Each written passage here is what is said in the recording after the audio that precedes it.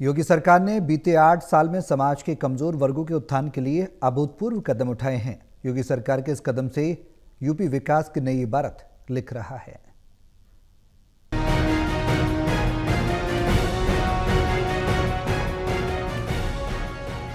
योगी सरकार ने पिछले 8 साल में समाज के कमजोर वर्गों के उत्थान के लिए अभूतपूर्व कदम उठाए। 2017 से पहले लोकहित की योजनाएं असली पात्र तक पहुंचाने से पहले ही भ्रष्टाचार की भेंट चढ़ जाती थी।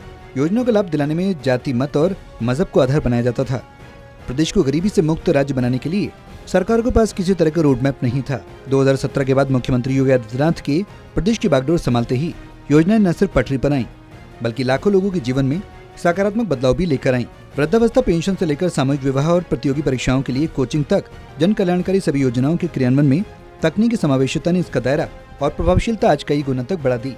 वृद्धावस्था पेंशन योजना के लाभार्थियों की संख्या में करीब 80% की वृद्धि हुई। 2017 के पहले प्रदेश के वृद्धजनों को न सिर्फ 300 रुपए मासिक पेंशन राशि निर्धारित थी, बल्कि भ्रष्टाचार की कराह रही थी। प्रदेश में सत्ता संभालने के बाद योगी सरकार ने इस योजना में समयबद्ध व पारदर्शी पेंशन प्रक्रिया लागू कर प्रदेश के बुजुर्गों और किसानों की सामाजिक सुरक्षा सुनिश्चित की, जिससे न सिर्फ लाभार्थियों की संख्या बढ़ी, बल्कि घर बैठे आसानी से पेंशन की राशि प्राप्त की जा रही है। योगी सरकार ने पेंशन राशि को 300 से बढ़ाकर 1000 रुपए प्रति माह किया, जो वृद्धजनों के लिए आर्थिक सुरक्षा सुनिश्चित करती है।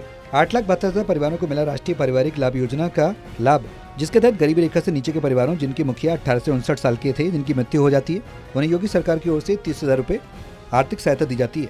इस योजना से लाखों परिवार आज इस योजना का लाभ उठा रहे हैं। सरकार ने बीते 8 सालों में 6 करोड़ से अधिक लोगों को गरीबी रेखा से बाहर निकालने में महत्वपूर्ण काम किया। छात्रवृत्ति योजना में तकनीकी परिवर्तन से बड़ा बदलाव आया। 1 करोड़ 70 लाख से अधिक छात्र लाभान्वित हुए। योगी सरकार द्वारा छात्रवृत्ति योजना का पूर्ण कंप्यूटरीकृत कर आधार आधारित ई पेमेंट सिस्टम लागू किया गया। योगी सरकार ने छात्रवृत्ति वितरण में आधार बेस्ड भुगतान प्रणाली की व्यवस्था लागू कर इसमें पारदर्शिता व समयबद्धता सुनिश्चित की।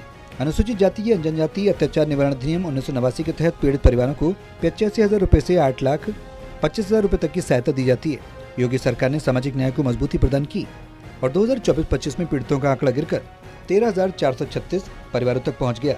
यूपी में सत्ता संभालने के बाद मुख्यमंत्री योगी आदित्यनाथ ने गरीब बेटियों की शादी में आने वाले आर्थिक व्यवधान को दूर करने की प्राथमिकता दी।